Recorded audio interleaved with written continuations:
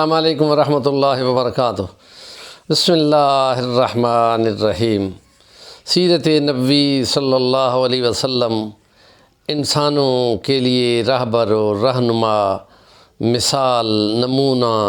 قابل عمل۔ اللہ ان سے راضی ہو گیا، وہ اللہ سے راضی ہو گئے جو اس نبی کی پیروی میں مکمل ہو گئے، نبی کے ساتھ رہے ایمان یقین کے ساتھ، اور پھر جب جنگیں شروع ہوئیں تو نبی پاک صلی اللہ علیہ وسلم پر ہر جنگ میں فدا ہوتے رہے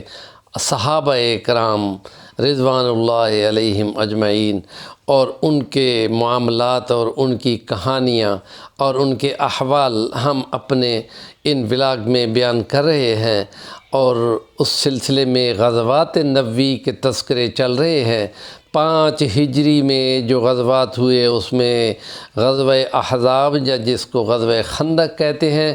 اور اس کے ساتھ ہی متصل ایک غزوہ تھا جس کو غزوہ بنی مستلق کہتے ہیں، کہ جس کی سرکوبی کے لیے نبی کریم صلی اللہ علیہ وسلم اپنے اصحاب کے ساتھ نکلے تھے، اور اس میں نبی پاک صلی اللہ علیہ وسلم کا جو عمومی وتیرہ ہوا کرتا تھا کہ ازواج مطہرات میں سے قرآن اندازی کر کے جس کا نام نکلتا تھا وہ ان کو وہ ساتھ لے جایا کرتے تھے، اور اللہ کی مصلحت سے جو وہ خود دلوں کے حال جاننے والا ہے، وہ کسی نہ کسی ہماری اماں جیوں میں سے ایک کو منتخب کرتا تھا۔ یہ غزوہ مستلق جو ہے اس میں قرآن اندازی میں حضرت اماں عائشہ کا نام نکلا تھا، اور وہ اس وقت بہت کمزور سی اور دبلی پتلی کم وزن تھیں، تو وہ نبی پاک صلی اللہ علیہ وسلم کے ساتھ جب ان کو جانا ہوا تو وہ جس پڑاؤ پہ جا کے رکی تھیں وہاں پہ ان کا ہار گم ہو گیا تھا، جو کہ سفید اور کالے پتھروں کا بنا ہوا ہار تھا، اور وہ ان کی تلاش میں بیٹھ گئی تھیں، تو جس کی وجہ سے جہاں قافلے نے صبح سویرے نماز کے ساتھ ہی اٹھ کر روانہ ہو جانا ہوا کرتا تھا، تو وہ یہ سمجھے کہ ہودج کو جو کجاوے کو اٹھانے والے جو اصحاب مقرر تھے انہوں نے اندازہ لگا لیا کہ وہ اس کے اندر ہیں، تو وہ انہوں نے اپنے اونٹ کو اس پہ کس دیا اور وہ چل پڑے، اور پھر جس وقت کہ وہ روانہ ہو گئے، ادھر احوال جو دیکھے جائیں تو عائشہ اپنے ہار کی تلاش میں جب واپس آئیں تو قافلہ روانہ ہو چکا تھا، اور پھر اس میں وہ وہیں پر آ کے بیٹھ گئیں، اور ان کا یہ گمان ہے، بخاری مسلم کی روایات میں موجود ہے، کہ وہ جب مجھے نہیں پائیں گے تو مجھے واپس اسی جگہ پہ آ کے ڈھونڈ لیں گے، لہذا میں وہیں آ کے بیٹھ گئی، اور کچھ دیر بیٹھی تھی کہ میری آنکھ لگ گئی، اور پھر وہ یہ کہتے ہیں کہ اس قافلے کی روانگی کے بعد اس کو دیکھنے کے لیے ایک اور اصحاب نبی کا نام آتا ہے جس کا نام ہے صفوان بن معطل، اور اس کی کہانی کچھ یوں ہے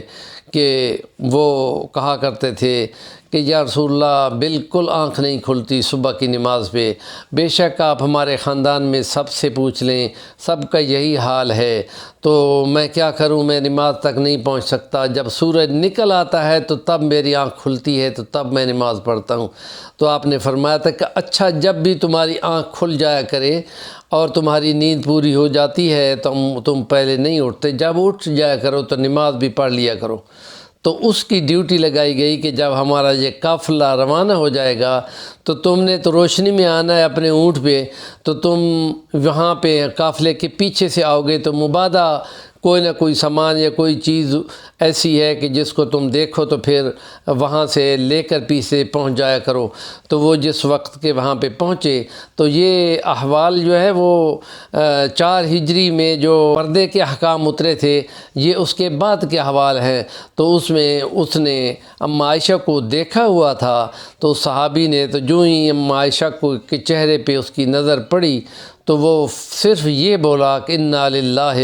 وَإِنَّا إِلَيْهِ راجعون۔ ان کی آنکھ کھل گئی، انہوں نے پلو سے اپنا چہرے کا پردہ کر لیا اور اس نے اونٹ بٹھا لیا، اور وہ فرماتی ہیں کہ اللہ کی قسم اس لفظ کے سوا اس نے مجھے نہ کوئی بولا نہ کوئی کہا، یہی بولتا رہا اِنَّا لِلَّهِ وَإِنَّا إِلَيْهِ راجعون۔ اور پھر میں اس کے اونٹنی پہ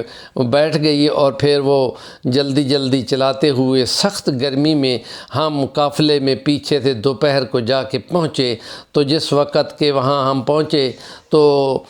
دیکھنے والوں میں منافقوں کا سردار عبداللہ ابن ابی ابن سلول جو بنی خزرع قبیلے میں سے تھا، اس نے زبان درازی شروع کر دی، اور یہ جو ولاگ ہے اس کے کچھ حصے بنیں گے تو وہ ہم تفصیل میں انشاءاللہ